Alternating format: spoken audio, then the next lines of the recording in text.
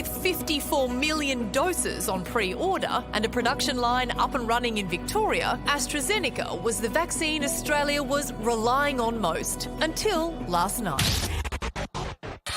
At the current time, the use of the Pfizer vaccine is preferred over the AstraZeneca vaccine in adults aged less than 50 years who have not already received a first dose of AstraZeneca vaccine. After EU authorities confirmed a link between the AstraZeneca vaccine and an extremely rare blood clotting reaction, Australia's Independent Health Advisory Board recommended we pump the brakes. We've been taking the necessary precautions based on the best possible medical advice.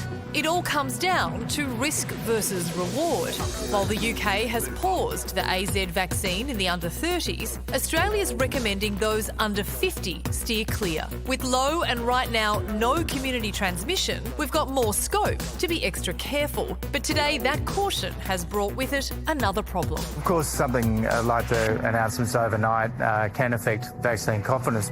GPs today reported mass cancellations in the wake of the announcement. Some doctors opting out of the rollout altogether. There was also frustration and confusion in Victoria, where frontline workers aged under 50 were turned away from scheduled vaccine appointments. They said that if you're under 50 that you can't get it. So they just turned us away at the door. They're going to try and do the Pfizer one as well, but they don't have them in stock at the moment. The government isn't outright banning the use of AstraZeneca for under 50s, but it is switching horses, today doubling our order of the Pfizer vaccine. The Australian government has secured overnight an additional 20 million doses of the Pfizer-BioNTech COVID-19 vaccine. So can we roll on with the rollout, or has it all just become even harder? Jane Halton is the co-chair of COVAX, the World Health Organisation's COVID vaccine initiative. Now, Jane, we've been talking about the AstraZeneca clotting risk for quite a while now. As recently as 2 days ago, we were being told to keep on taking it. What has actually changed here? Well, a number of medical officials have looked at all of the data, and they've looked at the risk, which is about 4 in a million, and they've recommended that if there are alternatives for people under the 50-year age bracket, well, that probably is wise. They haven't said that if you're under 50, you can't have that vaccine. I think it's really important to understand that.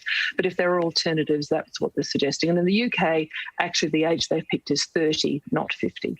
Jane, one study says a third of Aussies are hesitant or resistant to take any vaccine. Will all of this just further undermine faith in vaccinations? Well, I do think there is a concern that we all have that people become unnecessarily worried about the safety of vaccines. And I do think it's worth remembering that these vaccines are safer than the pill, for example, and all sorts of medications that people take literally every day. And I do think we need to remember that the risk from COVID itself is really quite significant, particularly as you get older. So you're right. People may be nervous because they don't always understand the science that's being talked about. But I think we need to reassure people that vaccines are safe things to have, and in fact they save lives, which is why we all need to think about getting vaccinated. Jane, just on that though, I understand that the blood clotting associated with the pill is very different and nowhere near as serious as the blood clotting with the AstraZeneca. And also I think we have a very different situation when we're saying that the whole nation needs to be vaccinated, whereas with a lot of other vaccinations we can choose sometimes whether we want to take them. Yeah, look, that's true. And one of the reasons why I think particularly if you are in that under 30 age bracket, and particularly as we know we're now going to get more Pfizer vaccine, which is great news, then those options I think are going to be really useful. But we also know that the risk of this clotting, particularly as you get older, significantly reduces. And so I think depending on the age category you're in, and also your risk, if you've recently had cancer, if you've got a significant comorbidity, you're weighing up all those things. And the best person, if you're worried, to talk to is your GP. So really think about tapping into their knowledge to get some really good advice for you. Jane, I'm under 50, but if I feel like my body is in the condition of an over 50, should I just be joining the queue with you guys? Well, look, far be it from me to give you any personal advice, but I would say that the state programs, if you are under 50 and you present for vaccination with the AZ vaccine, you can sign a consent form and you can get that vaccine. There is no prohibition on you. And all I'd suggest to you, if you're feeling over 50, go and have a little chat to your GP because maybe you need to take a bit more exercise. All right, well, here's my thank you. I do heaps, and that's why I feel so terrible. Now, My final question to you, Jane, do you think this whole debacle is going to affect the government's goal of getting everyone vaccinated by 2150? 2150, I won't tell you how old I'll be by then, and I certainly hope I'll have had my vaccine by then. Oh, Jane, look, it is a tricky world, this world of vaccines, but thanks for making it just that little bit clearer tonight for us. That's my pleasure, guys.